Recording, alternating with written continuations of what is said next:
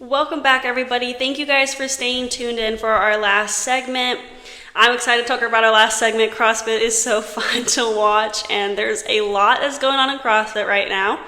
So we just got done talking about the House v. NCAA settlement effects on women's sports. Now our next segment titled CrossFit Semifinals Top Picks for North American West and Oceania regions. The North America West semifinal will be held on the 24th to the 26th. So today to the 26th, and the Oceania one is held from the 23rd to the 26th, so it started yesterday. From the North America West region, the top 8 women will qualify to compete at the games. I'm going to be talking about some female athletes who I think will make it to the CrossFit Games, as well as some athletes that I think you should watch out for because they are going to be good competition and whatnot. So obviously this is not the official people that qualified for the CrossFit Games, but these are just the people that I do think have the huge opportunity of qualifying for the games, and we are going to get into that. Okay, so first up is Alex Gazan. I really think she's going to make it to the games. She is really above everyone else in the region. In the quarterfinals, Gazan finished first in the region. She started competing in 2018 when she was in the 16 to 17 age division. I think that Gazan is going to be placed first, and in second would be Arielle Loewen. Loewen is also kind of just ahead of everybody in the region also. She has always been a standout competitor. She was on the podium last year in the games, and that experience is really going to help her take off. In third, I have Emily Rolfe. She's very consistent. She has gone to the CrossFit Games a few times. She's looked good in the off season. So I have confidence that she's going to be one of the qualifiers. Moving on to fourth, I have Olivia Kerstetter. Now, she did have some holes last year, but she's training hard and she is young, so she is making big jumps since her body is not technically fully developed yet. She is one of the stronger and more muscular competitors, so she probably won't be able to be the fastest and most flexible gymnastic-y competitor, if that makes sense. And when I say like gymnastics-y competitor, I mean kind of like flexible and like able to do these.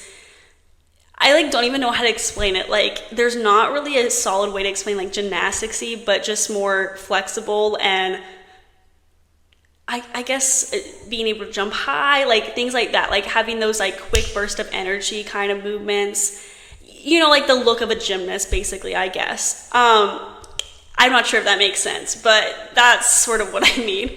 So I do think that she has some of these holes or flaws that will make her not a sure pick for the 8 that will qualify for the games, but I do want to say I do think she has such a strong chance. Next at 5th is Bethany Flores. She made it to the games last year. Last year she had a back injury though, and she came to the semifinals unsure if she would make it to the games. But then she ended up qualifying and competing at the games, so she sort of shocked everybody there, and it really showed off her resilience and mental toughness. However, with her past injuries and the injuries that she is mitigating now, she will have a bit of a struggle really securing a spot in the games. This is going to be a challenge for her, especially considering her back injury, because if your back is in pain, literally almost every movement you do is going to be affected by that. And obviously lifting these heavy weights is not going to help your back pain at all.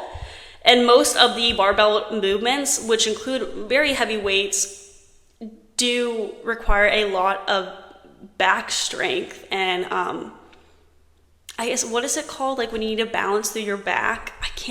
I don't know, that whatever that is, having that ability to balance with your back and being able to stand up strong, like being able to stand up straight, like you're gonna need that. Like your back strength is going to help you with your form. Your form is going to help you be able to lift heavy and be able to not get disqualified. So anyway, before we move on to 6, actually, I just wanted to say that these workouts in the semifinals this year give more of an advantage to the bigger athletes. For example, when you look at the rope climb and then the box jumps, which is in one of the workout sets, a bigger athlete would most likely do better with the pulling power, and by being taller, they're able to get on the box a lot quicker. Moving on to 6, I have Dani Speegle. She works well with the more gymnastics-y movements, and some of these workouts have these aspects, so I'm thinking she would do well in those events. It will really come down to the lunges for her because I think she has that speed, balance, and flexibilities. But, you know, staying in your lane and holding the dumbbells is also a challenge in this event, and I think she will perform well in it compared to how we saw some other female athletes do in that event. I have high hopes for her for that. Kelsey Kiel is at number 7. She is tall, so I think she will have an advantage in some of the workouts, like the rope climb, where she maybe can get a big jump on that, box jumps with jumping. I think she will also do really well in the snatch workout and in the snatch workout and, like I said, like the box jumps. She's definitely going to perform very well in the dumbbell lunges because she has been training a lot for those, and she has those long legs that will benefit her. Her season almost came to an end, though, in the quarterfinals, and with that happening, she could be hungrier than ever, or it could maybe lessen her motivation, but I really don't think, knowing her history of competing, this will lessen her motivation at all. I think she's going to be hungrier more than ever, for sure. Lastly, in 8, I put Kyra Milligan. She competed as a team last year and has done some individual semifinals before. She qualified in the online qualifier to go to Rogue, which is very difficult to do. Also, last year when she was on a team, she went to the games, and having that experience will help her to have the confidence to be added to the top 8 and move on to the games in the individual division.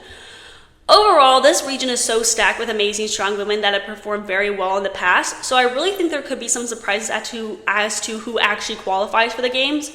So with this list of 8 that I just gave, I want to make it clear that we probably will be seeing a lot of surprises in the semifinal region, and I'm sure that there are going to be a few other athletes that sneak into this list. It all depends on what happens this weekend and how everyone is feeling. Now I'm going to talk about some women to watch in this region in the semifinals, and starting with Devin Kim. She won the games in the past in the team division. She also competed in the team division a little while ago, so she has really been doing this for a long time. The reason that I don't have her on the list of 8 is because she has a back injury, and there was some confusion regarding all of that. She was technically supposed to be on a team this year, but she ended up getting taken off the team roster because of her back injury. So I'm just a bit confused about the fact that she is too injured to be competing in the team division, but she isn't too injured to be competing in the individual division. If that makes sense, I just don't really know what's going on with that situation, and just the fact that I have confusion about it and just questions about the back injury and things makes me a little bit less confident that she would be in the top 8. The other person I have is Abigail Domit, who placed second in the quarterfinals. I don't really have much to say about her other than that she is so strong and naturally athletic. Her natural skills will definitely help her in the semifinals. I think that she's going to be a strong, at least a fierce competitor, or end up in the top 8.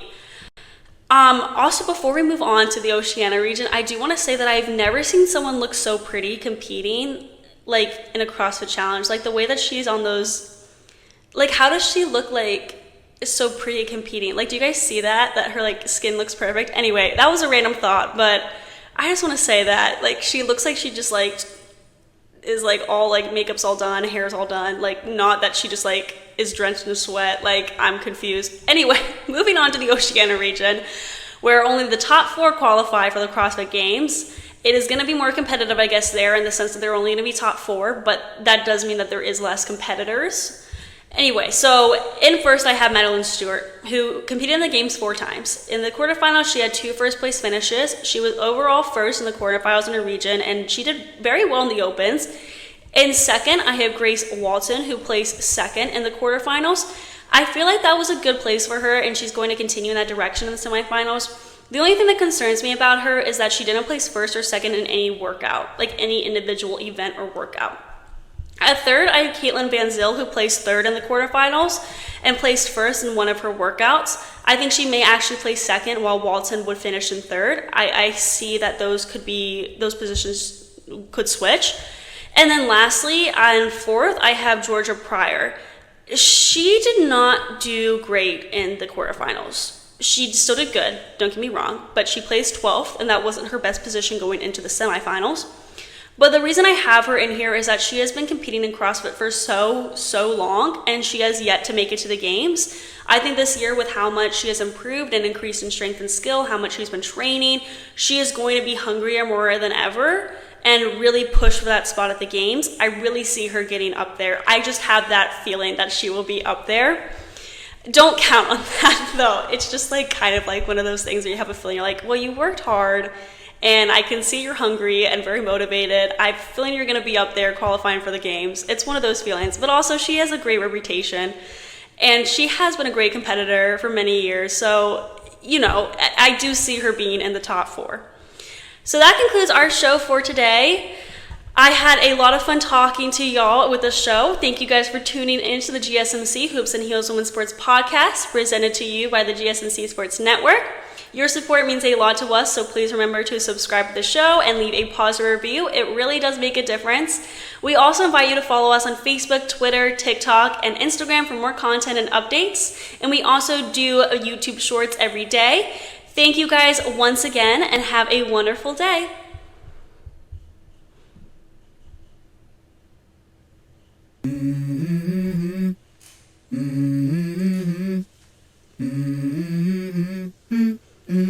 Let's go. I wake up to a little bit of drool on my pillow, feel like it's gonna be a bad day.